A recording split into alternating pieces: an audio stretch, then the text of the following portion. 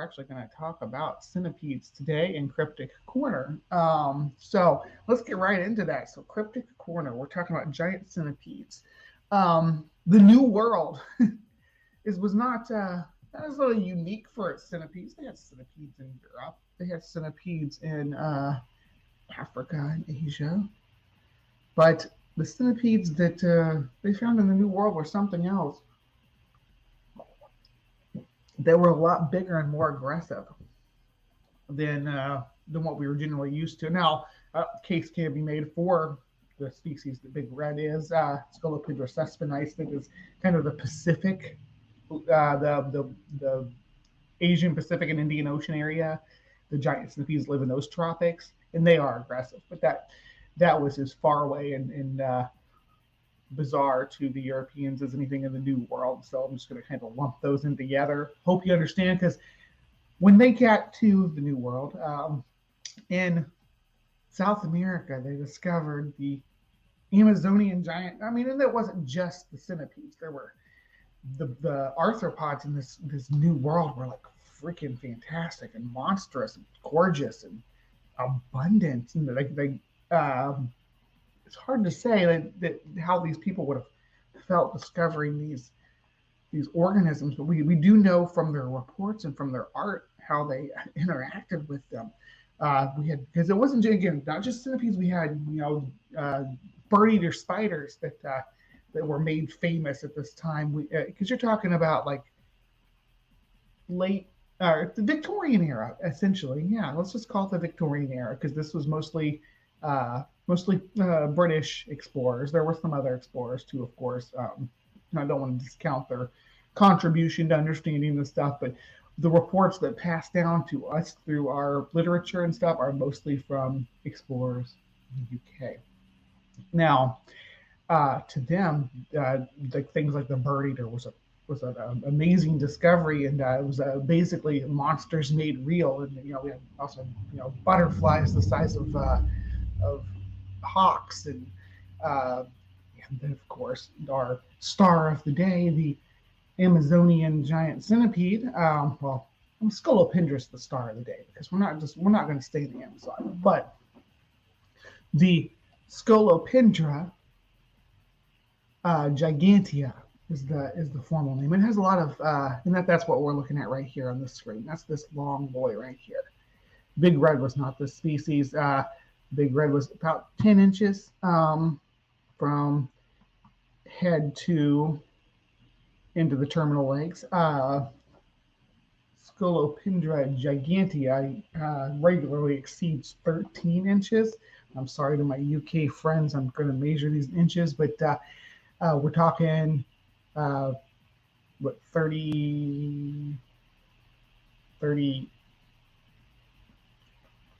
34 centimeters would be how big Amazonian centipedes can get.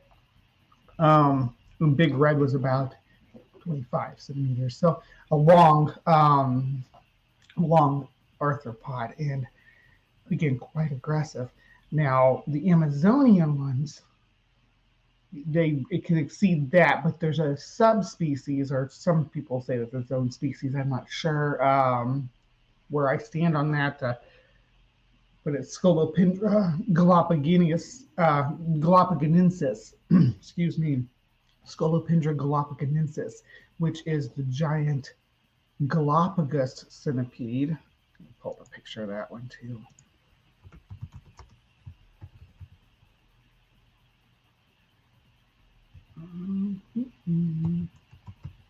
See, it popped up in the list, but it's all about tortoises. Yeah, so they look very similar when you look at images of them. They're less bright, less brightly colored, but they retain that hyper aggressive disposition. This one is throwing up its terminal legs. This is let's pull that up here. This is a defensive posture. That these fellas assume. This is not its head. It's wanting to make you think that's the head, so they will raise up their rear end with their terminal legs like that's their antenna, and move them like that's the antenna, trying to entice a uh, predator to target that end of them for the kill shot so that they can swing around and bite them with their venomous forceps. Because as you saw in the little big red intro, if you were here at the beginning of the show, that is what they use to envenomate you. They don't actually have fangs. They're not a mouth part or a modified mandible or chelicera or anything like that. They are literally legs. Centipedes, legs, for everything. Hey, we need a feature on our body to do this function. Hey, legs. Yeah, centipedes, legs. All right, so what does this have to do with cryptozoology, though, right? What does it have to do with anything cryptic in general? Because, yeah, we talked about centipedes getting pretty big and being weird and newly discovered by Europeans and whatnot, but that's not really anything cryptic about it. But they weren't just sending back reports of 13-inch, 34 centimeter centipedes. No, they were reporting much larger centipedes than that, and it wasn't just in South America, which brings us back home for me to the United States, because this is Bug Guide. You all know I talk about Bug Guide all the time. It's one of my main resources for identifying creepy crawlies for you guys.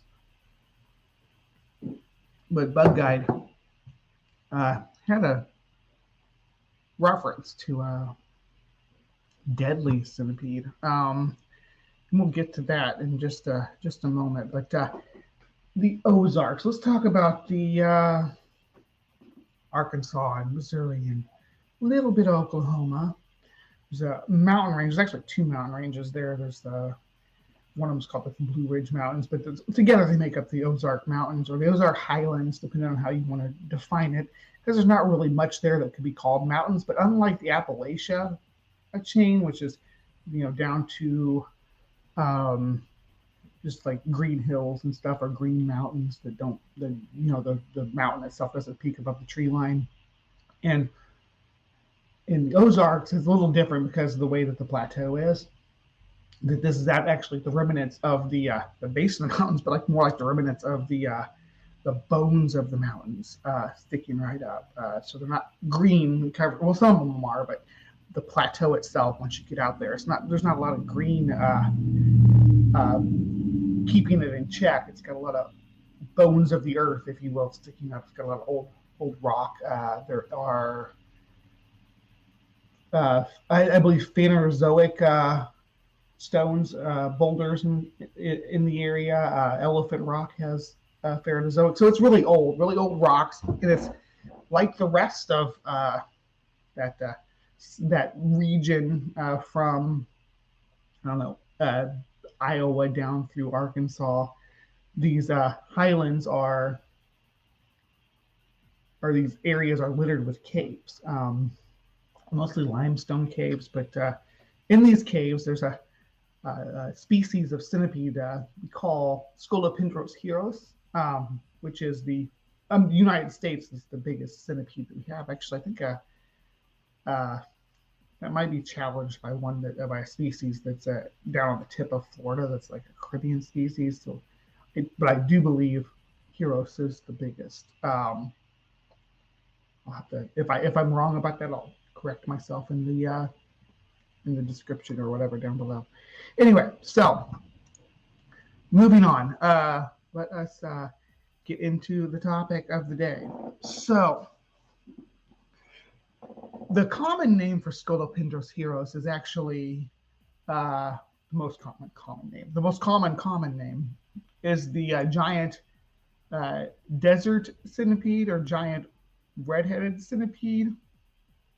They are well known for living in the desert. There are subspecies that live all the way out to California, across the desert Southwest, pretty much from the Mississippi westward, below the Mason-Dixon line, I guess, you'll find these centipedes. But in the Ozarks, you get a special little subspecies that hasn't really reared its head in a few hundred years. Apparently, there is, or was, or never was, a deadly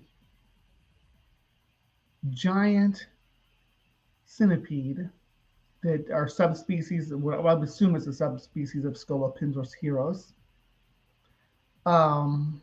that lived in the Ozarks, that exceeded the length and size and aggression of all other giant centipedes in North America, all other Scolopendros subspecies, or Scolopendros heros subspecies, I should say. Not all. The sizes for these vary from within the size of like an average Amazonian giant centipede, so as big as the Amazon giant centipede, or even the Galapagos. Did I mention how big the Galapagos giant centipedes? Where I went into a tangent about their behavior when I pulled up the pictures of them. But they're bigger than the regular Amazonian. They're on an island, so they get some island giantism like the rest of the things on the Galapagos Islands, and they reach about can reach up to 17 inches, which is, someone convert that to for me. I'm just talking. Someone convert it and put it in the side chat. It's something over.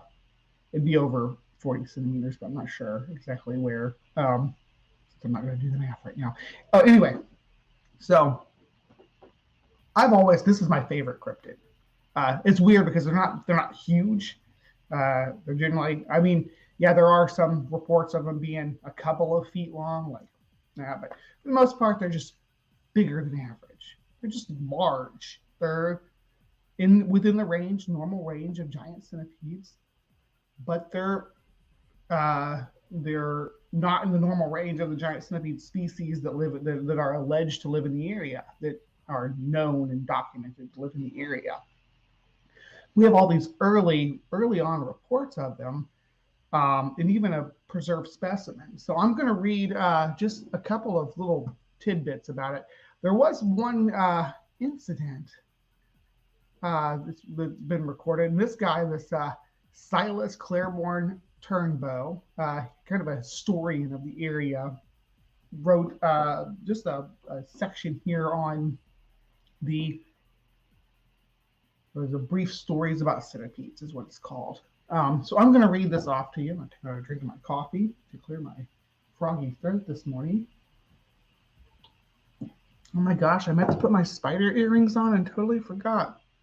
I was wearing them all night last night while I was streaming, while I was hanging on the GUR streams with, who else was over there? Some of you guys were over there, right? Math Pig was over there. I think Jason Jacoby was over there because we were, I'm not going to try putting it down. Screw it. It's all right. Yeah, we did the AI thing over there. It was fun. I think Robbie's doing it tonight on Math Pig's channel. Okay, so one reading this chapter need not think the Ozarks are infested with swarms of centipedes as large as alligators, for such is not the case. Of course, centipedes are here and have been since the country has been known to the whites. Known to the whites. At least he acknowledges colonialism there, which is, for a turn of the century. When was this written? 1925. Yeah, so turn of the century. I think that's a little progressive to say. Yeah, because normally this is discovered America. There's people here already. It always rubbed me the wrong way. But at least he's acknowledging that, hey, this is just white people, which means Europeans, and we're all on board with that. And no doubt we'll be here as long as our Earth exists. I hope so. They're beautiful creatures, fascinating creatures. Yet, as to a number, they are nothing in comparison here, like they are in warmer climates. We make no pretension to give a scientific description of centipedes, but give only such accounts about them as gathered here and there from early residents. David Coiner, who lived in Big Creek in Taney County, informed me that one day Jim Wood, a man by the name of Johnson, while in the hills salting cattle on the head of Little Creek that puts in Lick Creek below Gainesville. So puts in, he's talking about the creeks merging. Noticed a centipede 8 inches long crawl out from under a rock. Having a large empty bottle with them, they managed to induce it to crawl into the bottle and corked it quickly, carried the bottle to Gainesville, Missouri, and presented it to Dr. Arnold, who placed the centipede in a jar filled with alcohol and kept it in his drugstore. So this artifact. I actually made a replica of this. You've seen it. It's at the house, but I made a replica of this out of Big Red. That's why I wanted to put that video up. So this used to be kept in a drugstore in this little Gainesville, Missouri town. I would love to track that down. Wouldn't that be amazing if I could find that? That'd be so cool. But alas, it was lost. I think I might mention that here. But a similar account is given by John Bias, who said on a certain time he had to attend a circuit court at Gainesville, Missouri, and while on his way there from Dugganville, he saw a centipede lying on a flat rock.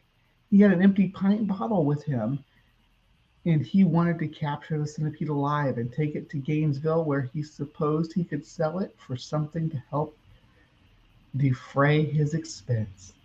Dismounting, he took a stick and held it down on the centipede while he placed the mouth of the bottle before it and kept at work until it started into the mouth of the bottle, and raising the stick off of it, it ran in.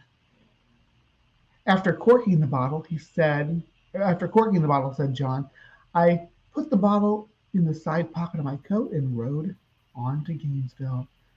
I found that the market in town was too dull to sell the centipede, for there was no demand for them, and I gave the dangerous thing to an old settler, who managed to sell it to someone for a half pint of whiskey. I have often thought it was reckless of me, catching that centipede and carrying it in my waistcoat pocket or anywhere about my person. Suppose the bottle should have happened to come uncorked. The centipede might have crawled out and stung me to death. It was between 7 and 8 inches long. So far these stories are, within on the large side of what we call the Scolopendra heroes. So the North America's largest species of centipede, the giant red-headed centipede. Usually, if you look, the max length that they generally give for them is somewhere between 6 and 8 inches. So we are, right around there. You do see a lot of places that will say they don't reach 8 inches, that 6 is probably about the maximum size. But I've seen some huge ones in people's collections, so I would dispute that. My Cespedes that I had, Big Red, was 10 inches long. I mean, he lived in a round thing, so he was always laying against the side, so I could keep a soft measure and measure him all the time. Always keeping track of that. And he was every bit of 10 inches, but usually you'll see that they only reach about 8 inches. So food for thought. Many years ago, the writer was reliably informed that an early resident of Stone County, Missouri, by the name of Tom May, and who lived in Rayleigh's Creek, a tributary of James River, came near losing one of his little boys, who was supposed to have been stung by a centipede. The child was barefoot, and while playing at the foot of a low hill near the house, he screamed out in agony and ran towards the dwelling. Some of the family ran and met the child and saw that he had been stung on the foot. Going to the spots that the boy indicated, they discovered a centipede 7 1/2 inches long and killed it.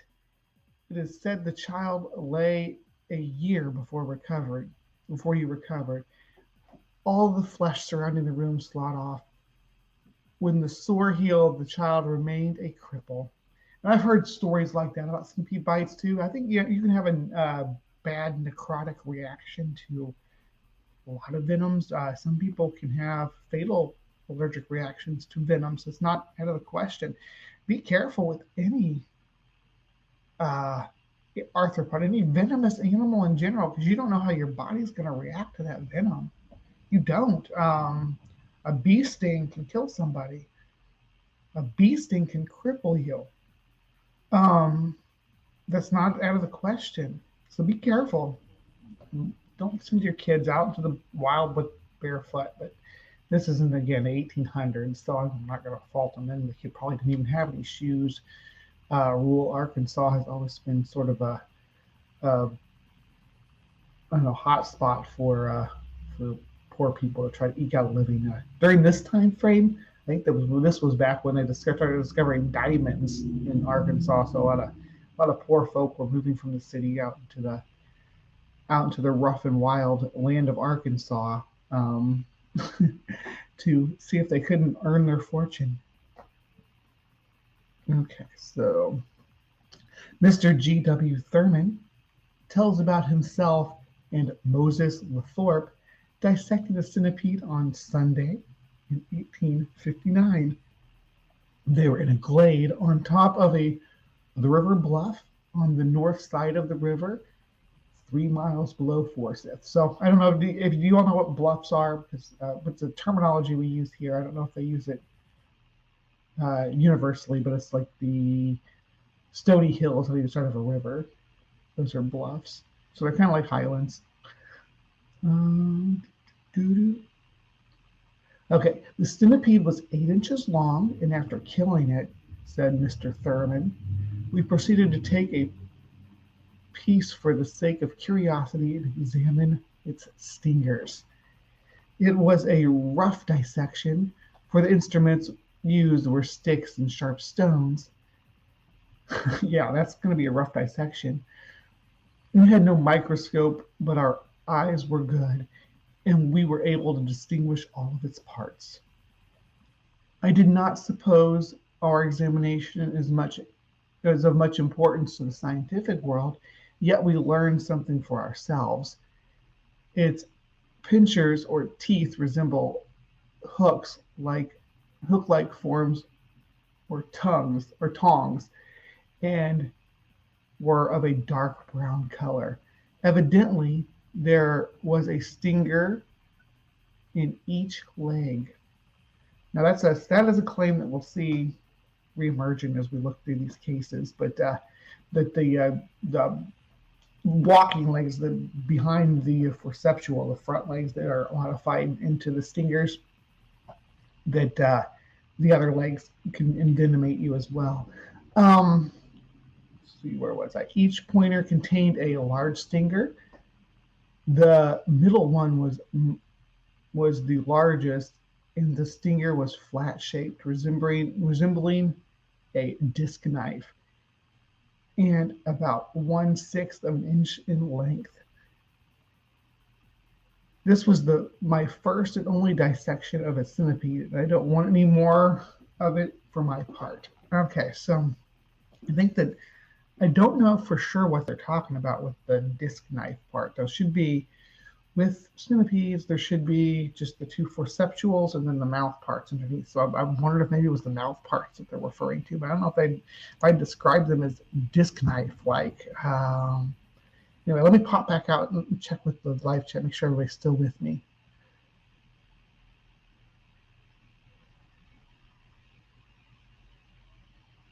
When I was bitten by a centipede, I felt like crap for 12 hours. I don't imagine centipedes' bites would be fatal. I think maybe to a small child, Mark, though. I think that's what the claim is here. And same with like most spider bites too. They're not for a healthy adult. They're just gonna suck. But for like a child or a sick person, maybe somebody who's elderly, somebody who's suffering with an immunocompromised disposition, it could be deadly. A spider bite or a centipede bite or a scorpion sting or a wasp sting. They can turn the tables on you depending on your situation. Let's see here. There's almost no venomous creatures here in the UK, apart from adders, apparently. 45 years and I've never seen one, but they're supposed to be common. I don't know anyone who's seen one. You have false widow spiders. They're venomous. All spiders are venomous, but most of them can't break your skin. The false widow spider can break your skin. But they don't usually bite people, though. And when they do, there's literally minimal effect on your body. So we've talked about that at length before on the show, too. False widow spiders and the hype around them. Not really as much of an issue as they make it out to be. I think there are centipedes. There's like stone centipedes and things, though. So in-house centipedes, and they're not really dangerous to humans. You don't have any scorpions in the UK. It's like one extra button and then talking. Nah. I don't know what that means. Let me see. We're the damn royal family. Okay. Talking about the royal family.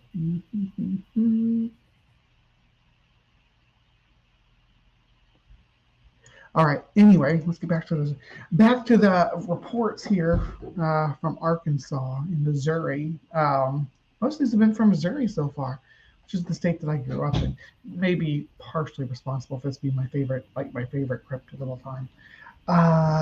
Let's see. R.M. Jones of near Protum, Missouri, tells of finding a centipede once imprisoned in a hollow tree. Mr. Jones said that after his father, John Jones, settled on a flat land on the east side of Big Buck Creek in the southeast part of Taney County, his father told him one day in the autumn of 1861 to split some rails to build a hog pen. Going out across the pond hollow onto the flat of land, he fell a post oak tree. Must be a nickname for a species at the time. And 1.5 feet in diameter. There was a small cavity in the butt of the tree. After chopping off one rail cut, he found that the hollow extended only 4 or 5 feet into the rail cut and was perfectly sound above it. After splitting the log open, he was astonished to find a centipede 8 inches long, coiled in a knot in the upper part of the cavity. At first, it appeared to be no life about it. I took sticks, he said, and unrolled it and found that it was alive. It was wrapped around numerous young centipedes, which were massed together in the shape of a little ball.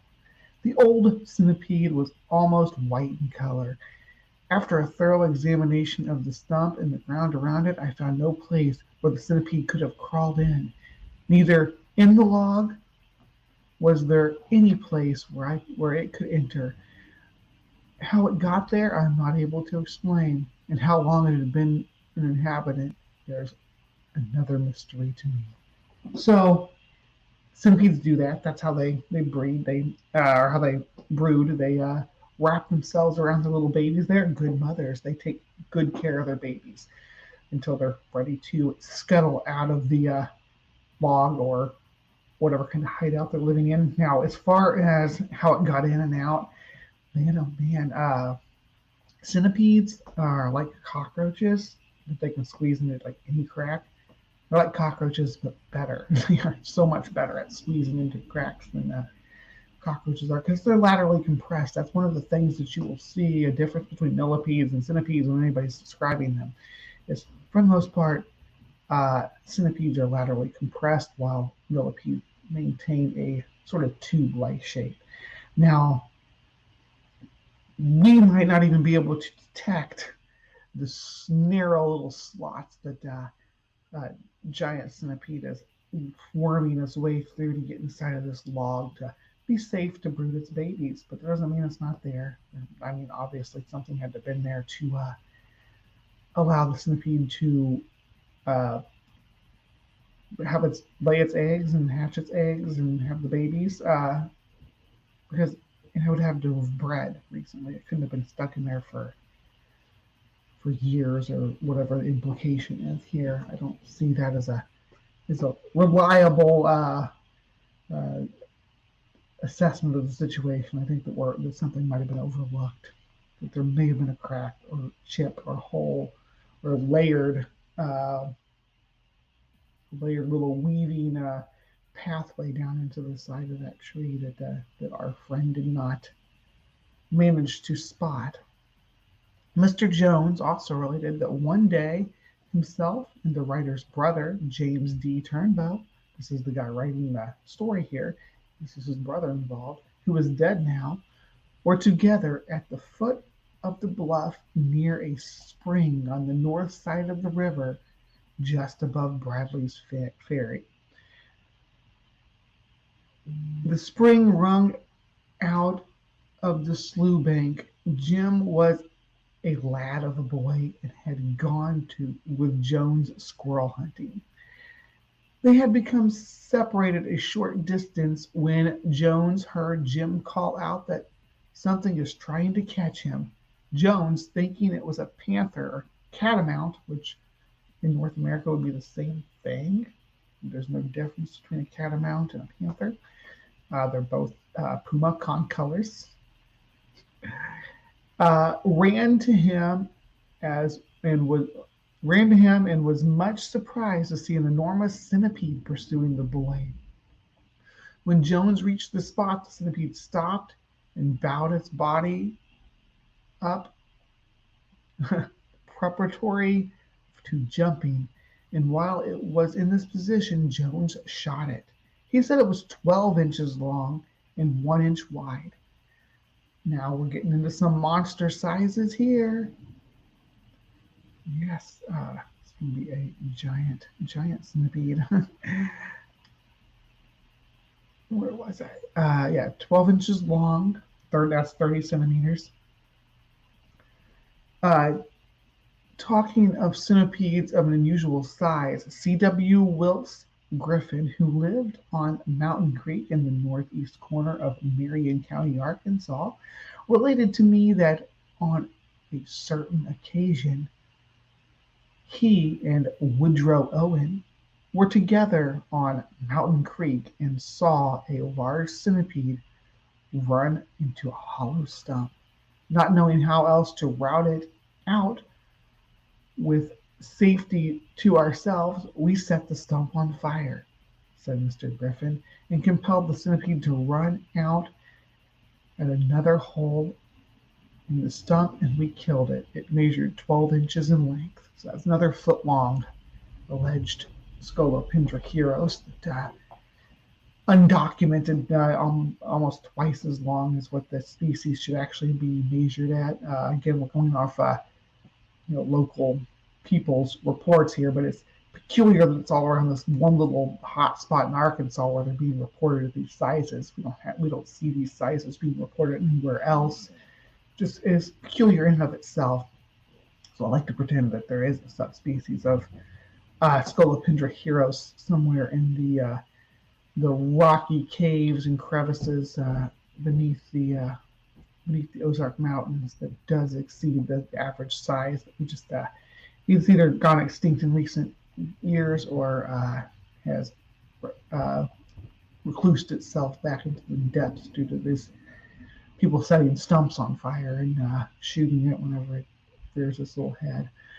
All right, William Patton, who settled on Clear Creek in Marion County, Arkansas, in 1854 and became totally blind, is now dead, says that one day, while his eyesight was good, he was in the woods at the foot of the woods on stock hunting.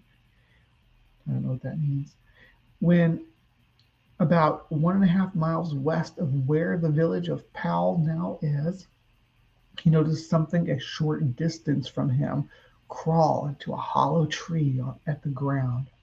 On approaching the tree, to identify the object, remarked Mr. Patton, I saw a monster centipede lying just inside the hollow, which was the object I had just observed crawl into the tree. I placed the muzzle of my rifle near the opening and shot it nearly in twain. And taking a long stick, pulled it out of the hollow and finished killing it with a stone. I had no way of measuring it accurately, but a close estimate proved that it was no less than 14 inches long and over an inch wide. So an inch wide, that's huge, just like that. 14 inches. That is, again, we've talked about that with the, it's like 14 inches, that's somewhere around 40 centimeters, right? Again, my UK friends can help correct me if I'm wrong, or somebody can crunch the numbers for me.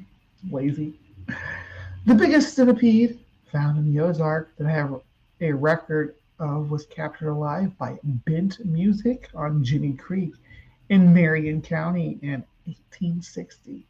Henry Onstott, an uncle of the writer, and Harvey Laughlin, who was a cousin of mine and kept a drugstore in Yellville and collected rare specimens of lizards, serpents, spiders, horned frogs, and centipedes, and kept them in large glass jars, which sat on the counter.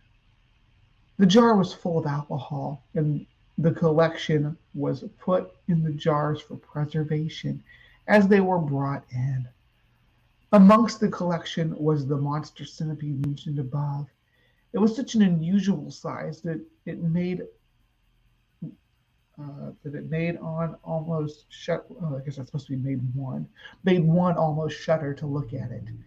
Bryce Millum, who was a merchant at Yellville when Mr. Music brought the centipede to town, says that he assisted in the measuring of it before it was put in the alcohol, and the length was a total of 18 inches.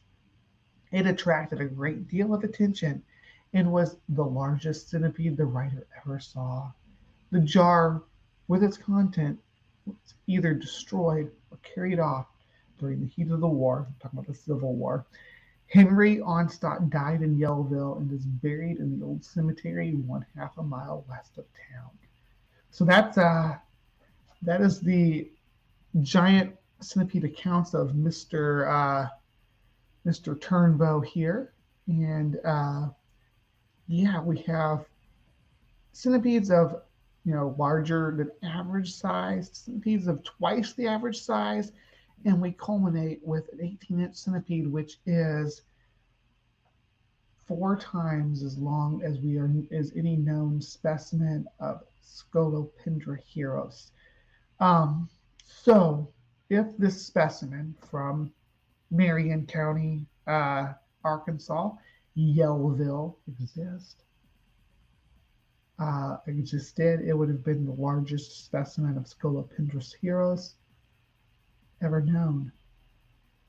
Maybe, potentially, depending on how those measurements pan out, the largest specimen of Scolopendra in the world known species, because, as I said, the largest, absolutely largest, hands down known species is Scolopendra galapagos, and they reached 17 inches. So if this Yellville specimen of Scolopendra heros was indeed 18 inches in length, it would be larger than that. But we'll never know, because the war between the states, or I'm sure as they called it in Marion County, Arkansas, the War of Northern Aggression. We'll never know. We'll just never know. I want to find this artifact so that, again, I have a replica of this in my hive. You've seen it. Made out of Big Red, who we saw at the beginning of the video. But that was Cryptic Corner for today. A little bit different, maybe a little weird, a little bizarre. I hope you guys enjoyed it. This is my favorite cryptid. 43. If it was 43 centimeters, it would be like 3 centimeters wide. Yeah, so it was pretty big. So that was Cryptic Corner, the mysterious giant centipedes of Arkansas. So my favorite cryptid. My favorite. Let me pop out to the friendly folks in the live chat and see what we have going on out here. Monster tracks.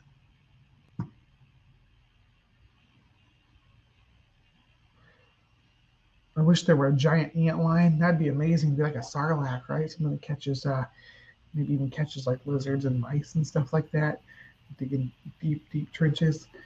But we do have more show to go. Don't worry.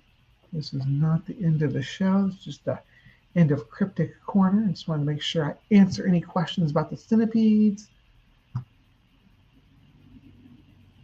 We have centipedes just as big as the Amazon, I swear. Thomas Jefferson probably.